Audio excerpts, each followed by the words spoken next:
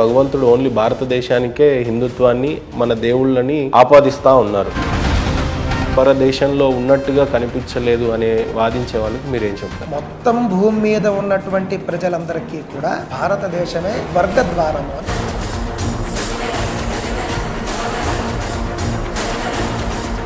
మొట్టమొదట సూర్యోదయం జరిగేటటువంటి ప్రదేశం ఇది భూమి మీద. అసలు హిందూ యొక్క చరిత్ర గురించి చెప్పాలి అని అంటే మీరేం చెప్తారు? అసలు మన పురాణాలు హిందువుకి ఎంత గొప్పగా వర్ణించినప్పటికీ కూడా ఇంకా హిందువు నిమిత్త మాత్రుడుగానే ఉండి మతాలు మార్చుకునే పద్ధతి. అసలు భారతదేశం అనేది ఒకప్పుడు ప్రపంచ రాజధాని, విశ్వ రాజధాని.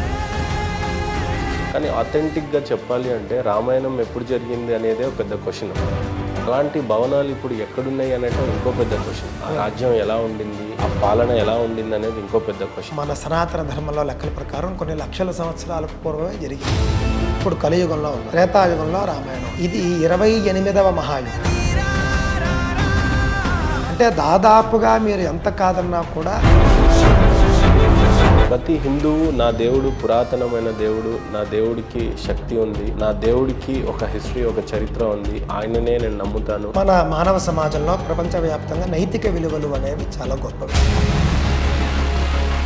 నువ్వు ఎంత దేవుణ్ణి నమ్మినా, నువ్వు దేవుడికి రోజుకి 5 సార్లు ప్రార్థన చేసినా, తల్లిదండ్రుల కంటే కూడా దేవుడే ఎక్కువ అని చెప్పేటటువంటిది ఏదైనా ఒక మతం ఉంటే అది.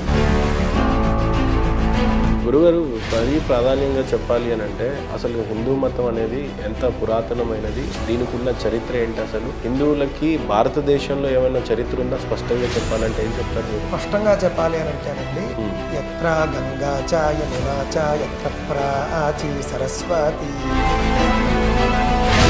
ప్రపంచవ్యాప్తంగా కూడా హిందువుల చరిత్ర ఋగ్వేదం ఆధారంగానే అందరూ పరిగణిస్తారు.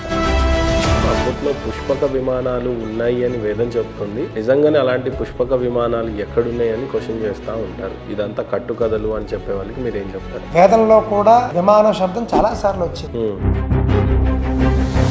ఒకే ఒక్క బాణంతో పరమశివుడు 3 నగరాలని కూడా ధ్వంసం చేసి సృష్టిని ఎలా సృష్టించాడు, మొదటి మానవుడు ఎవడు అనేది ఇంత క్లుప్తంగా మా గ్రంథాలు చెప్తున్నాయి. వాళ్ళకి దేవుడు అనేది అథెంటిక్ ఇన్ఫర్మేషన్ లేదు కాబట్టి నిజ దేవుడు మా దేవుడే అని చెప్పి మతం అనేది మార్చడం జరుగుతూ ఉంది. ఈ నేపథ్యంలో హిందువుగా తెలుసుకోవాల్సిన నిజాలేంటి అని అంటే మీరేం చెప్తారు? బైబిల్లో ఆదికాండలో మొదట ఆయన సృష్టి చేసిన విధానం మనం ఒకసారి చూస్తే అర్థమైపోతుంది. ఇది ఎంత స్పష్టంగా ఉంది.